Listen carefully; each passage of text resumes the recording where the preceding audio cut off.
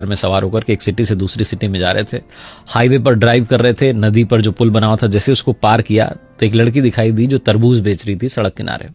बच्चे ने जिद की वाटरमेलन चाहिए, तो इन्होंने कार को साइड में रोक दिया। गाड़ी का शीशा नीचा करके जो है मैडम ने पूछा कि क्या भाव दिए, तो उस लड़की ने कहा कि 50 रुपए का एक लेके चले जाओ। तो ये जो मैडम थी मोल भाव करने लगी कि 30 रुपए, उससे ज्यादा नहीं। वो बच्ची कहने लगी कि आप गजब कर रहे हो, आपने तो 30 रुपए बोल दिया। तो मैडम ने कहा चलो 40 रुपए। तो उस बच्चे ने कहा अरे 40 का तो हमें ही पड़ा है, 45 का मैं आपको दे सकती हूँ। ये भाई साहब जो थे, पति जो थे, मुस्कुरा रहे थे कि क्या ये जिद बहस कर रही है इतनी छोटी सी बात पर। और जो मैडम थी वो मोल भाव में लगी हुई थी। तभी वो जो लड़की थी वो तरबूज लेकर के इनकी जो कार थी उसके पास में आ गई, और जो बच्चा था वो खिड़की से बाहर देख रहा था। तो मैडम थी, उन्होंने एक और इमोशनल दाव खेला। उन्होंने कहा कि अपने छोटे भाई के लिए दे जाओ 40 रुपए में। तो उस बच्चे ने कहा अरे वाह कितना प्यारा बच्चा है, क्या नाम है इसका। तो उस बच्चे ने बताया मेरा नाम गोलू है। कहने लगी वाह तुम तो सच में गोल मटोलो।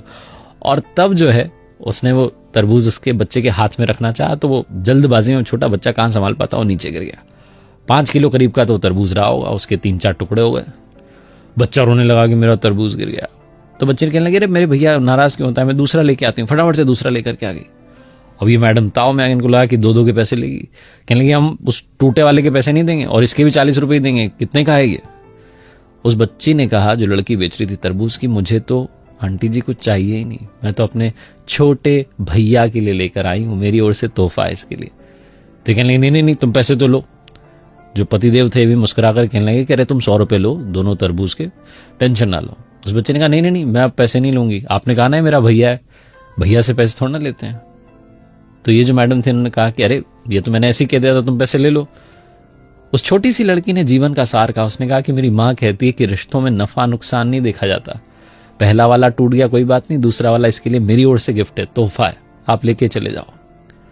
जब उसने ये बात कही तो इन मैडम ने पूछा कि तुम्हारे परिवार में कौन कौन है, तुम्हारा कोई भाई है। उस लड़की ने कहा मेरा भाई तो, और ये कहकर के रोने लगी कि कुछ समय पहले ही उसकी जो है डेथ हो गई, बीमार हो गया था, हम हॉस्पिटल ले जाते तब तक उसने दम तोड़ दिया, 2 साल का था वो। मुझे तो इसमें अपना भैया नजर आया, आप लेके जाओ तरबूज। ये जो मैडम थी ये जहां से आ रही थी अपने घर से और दूसरे शहर जहां जा रही थी, वहां पर किसी के रिलेटिव के यहां पर जाना था, गिफ्ट देना था, कंगन लेकर के जा रही थी। बिना देरी के इन्होंने अपने पर्स में से वो कंगन निकाले और उस लड़की के हाथ में रख दी कि बेटा ये मेरी तरफ से तुम्हारे लिए।